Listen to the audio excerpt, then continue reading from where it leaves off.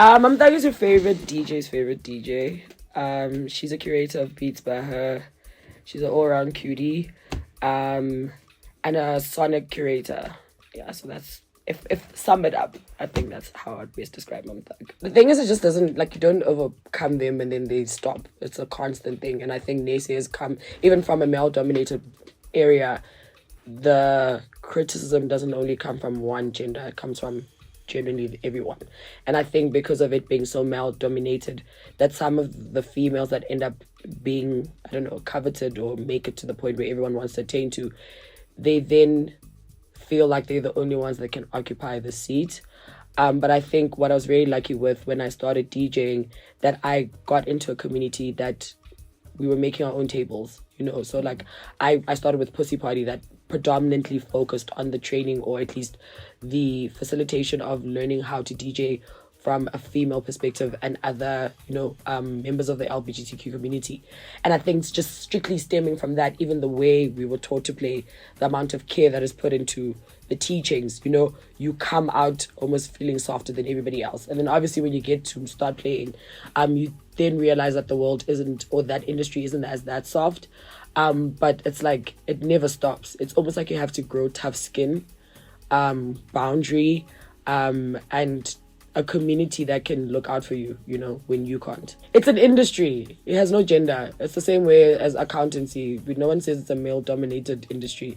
It's an industry that I think should be free for everyone to occupy. Yes, I think the other gender had a head start to it. But I think if you're a bad DJ, you're a bad DJ, whether you're a female DJ or a male DJ. And I think it doesn't not necessarily bother me once, but it's like, call me a DJ. There's no need for you to state my gender in what I do, you know? I was actually speaking to Shai earlier that it's so great to find even like an academy like Transcendent with like a male, like, how can I put it, pioneering it, like obviously because they both started with Lukhanyisile and they're born male, but having them have so much consideration for the femme DJs that are in the academy. Like they understand the privilege that they have as male DJs, but they also try to figure out how to close up the niche in between that. You know, safety is always that, like someone wanting to learn how to DJ, knowing that there's an academy where they don't feel harassed or they don't feel like their safety will be compromised and they're just free to just learn, it does a whirlwind, you know. Safety in terms of playing in other spaces outside of the academies that we learn at. Promoters are weird sometimes. Venue people are weird sometimes. Also playing at odd times. It's like, we live in South Africa. Will you make it home? You know, if someone doesn't love you, they won't love you, you know, and until you prove a point. And I think that's why as a DJ, my sole purpose is to make the other gender uncomfortable. Like I want you just to be stressed when you see my name or when you see on the lineup and I'm just before you after. I just want you to be stressed, you know, because it's like I'm taking this thing as seriously as you are, you know. And in case you don't know, I'll let me show you quickly. Let's just see.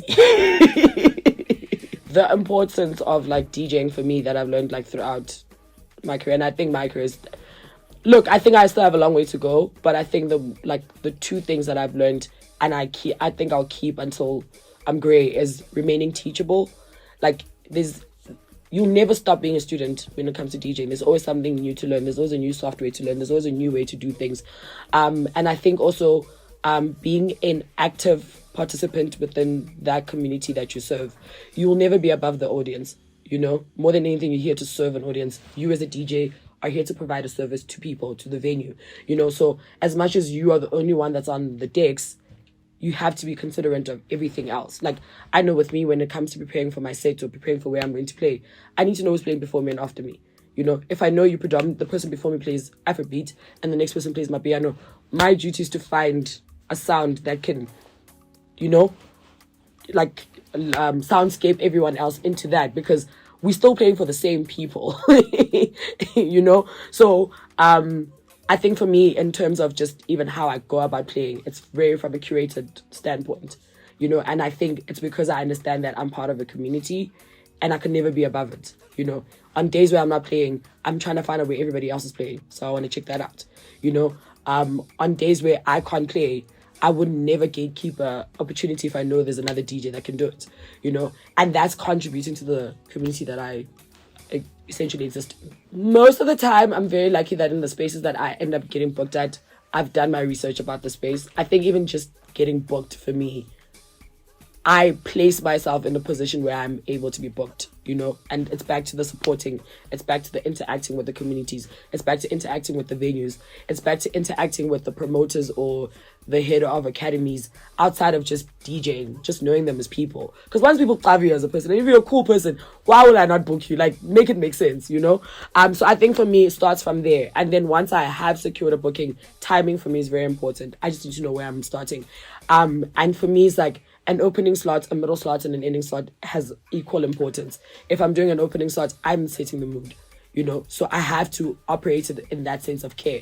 If I'm in the middle slot, I'm responsible of maintaining a certain energy. So that also has its like own level of care. And if it's at the end, I'm the one that needs to close it up, because that determines how someone's night ends, you know? So I think for me, the sentiment or the level of care still is there, but timing for me, when I'm going to play, is important. Where am I going to play? Who am I playing after is important. And also I think depending on if the set has a sentimental value to me or not. Like just a week ago, I was playing at a venue in Soweto, right, that I hold very like high prestige on in terms of sound quality and just in terms of musicality. Like, I trained for 2 weeks straight. I said, I'm digging to the ground. Because one thing that's gonna happen after I leave that set, you gonna know my name, you know?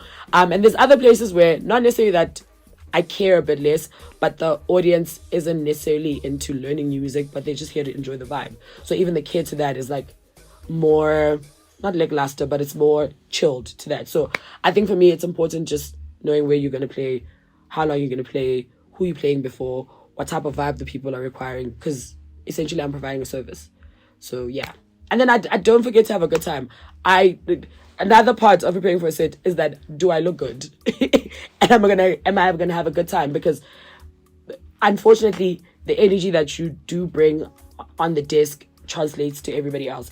If you look like you're not having a good time, the probability of everybody having a good time with you is very slim to none, you know? So I think for me, just also preparing my energy before I play a set is important. I can't go there with a heavy heart, or I can't go there not wanting to do this, because it can translate to that. I realize that DJing is a people business. You are essentially here to orchestrate sound. You're soundtracking someone's night.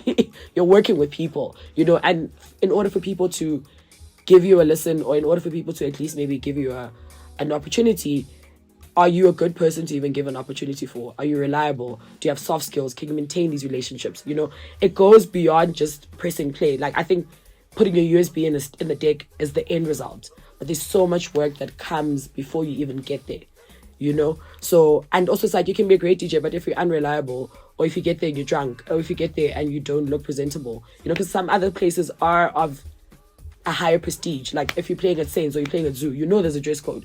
I can't come there rocking up with sweats, you know? So it's like, you have to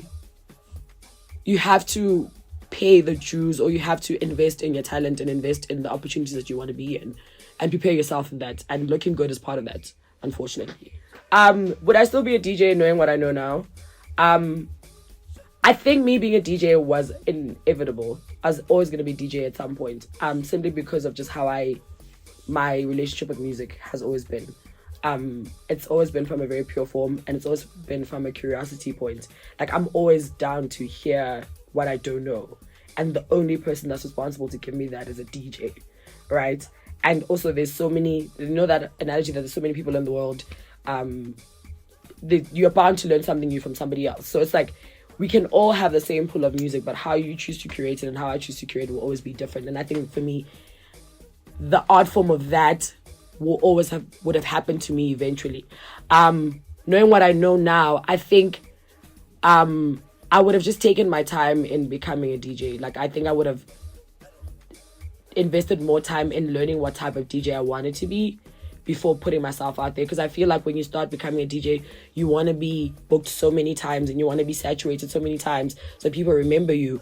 But it's like,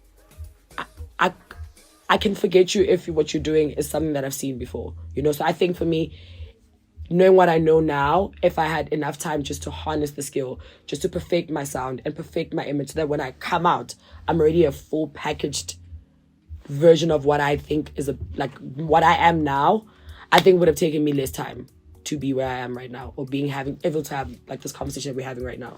So yeah, I think I would have taken a little bit more time. So I think my advice then ties back to my advice to like future DJs, or just the new school of DJing, right? I think goes back to my biggest values about DJing, and is the remaining teachable and knowing that you exist in a community.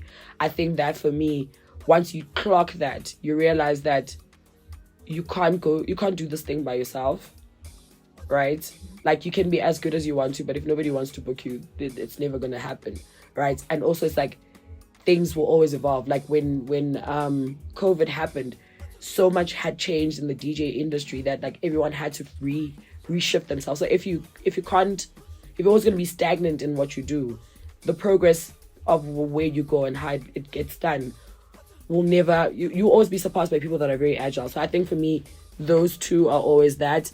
I think my biggest maybe fight with maybe a few DJs that I have experienced that are up and coming is DJ etiquette. Like, there isn't much, or sometimes there isn't none, right? Where it's like, you arrive an hour before the set so you can hear the other DJ.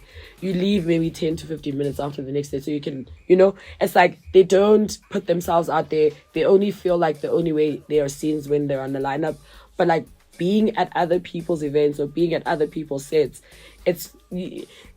be part of the community that you want to serve. I feel like I'm saying the same thing, but just be there, bruh. Be present, and don't feel like you're replaceable. Like, there's nothing about DJing. It will show you that you're replaceable.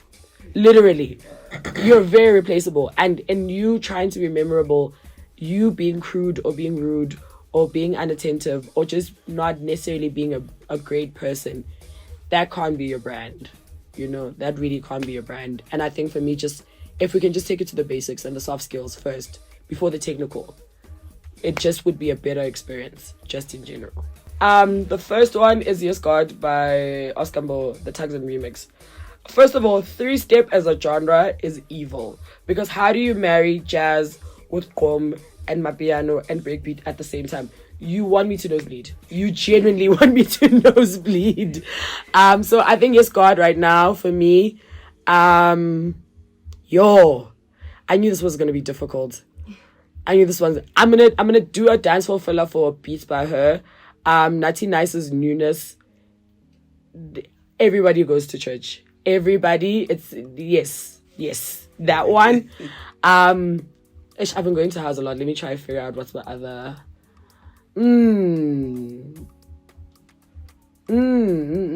My personal dance for filler, or I think like a song that people always react to, is a Brenda Fassie remix by Soul Scene, Evolindlela. That one always gets someone's mother to do a dance. One. Yeah. I think top three. Those are my top three. Artivist. Yeah, she's a what's the word? Can't confirm her. It's great to play at the restaurant. It's great to play at the Untitled Basement spot. Amazing. Saints, just because of just the ambience, but especially also just the sound quality. It's good. Like, it's just good. Top three. And the festival, like I can't name. I mean, the most recent festival that I played at was Bushfire, but just like seeing a sea of people being mesmerized by you. Give me another one. Caddy, guys,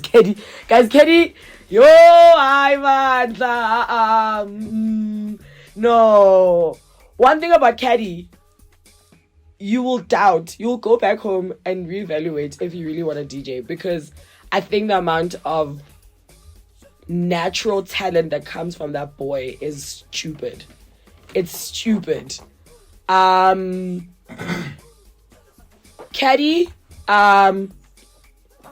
S-Girl, she's based in what you call this thing? She's based in Pretoria. She's very small in stature, nah? But like, the thing that comes out of her sticks is not normal. Like, it's the way she moves around music And I guess the way music moves around her is something that I think everyone should see at least once in their lives. I discovered her when I started Beats by Her, and even when I'd asked about her, everyone has the same like response about her. It's like you have to be there. And then Kitchen Miss, Kitchen Miss, guys. I with him, I think my fascination with him right now is he doesn't mix music. I feel like he surgically dissects the music and gives you a part that is he samples music, but he samples it live, and in between that he will then vocalize on top of it. And then there's so much science in how he plays that I think for me, and I think all three of my favorite DJs right now is things that I want to learn or things that I feel like makes up a great DJ. I think if they were all placed into one, this is the type of DJ I would like to be. So I think it's not necessarily favoritism for me. I think it's just admiration from where I am as a DJ right now, and the stuff that they do naturally that I would like to encompass or learn or emulate makes them beyond my top 3. But there's many more. Disclaimer, there's many more. This is not fair, yes. You spent most of your time on your feet, so. Yeah. I've been following you for a while. Yes. Oh, Nike MX-90s. More cushion for the pushing. Like, those babies will carry you. You will feel like you are floating. Your New Balance 9060s for me, they're the right amount of flat with the right amount of balance on any point, because sometimes you do get to play like over 2-hour sets and you need to like proper balance. Yo, guys, you're bad for this one.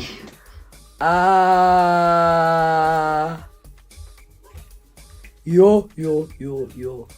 MX-95s. I think I'm writing them down. Yeah. What I enjoy about this academy, and I think I haven't interacted with a lot of academies, to be fair, as well, but it's just the consideration of life outside the academy. Whereas I feel like sometimes at school, any types of school, you get so solely focused on getting through school that life after school, some people like don't know how to transcend.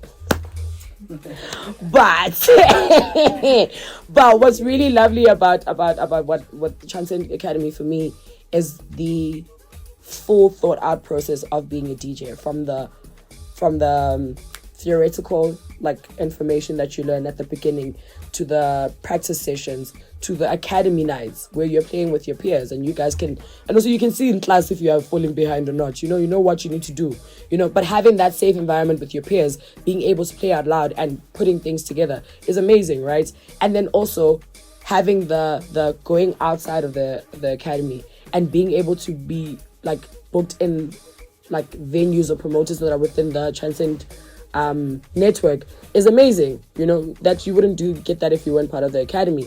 And then having conversations like these afterwards, like there's aftercare for me, which is something that I always also strive for with Beats by Her. It's like you can give someone the platform, you can give someone access, but you also have the responsibility to equip them with the right tools.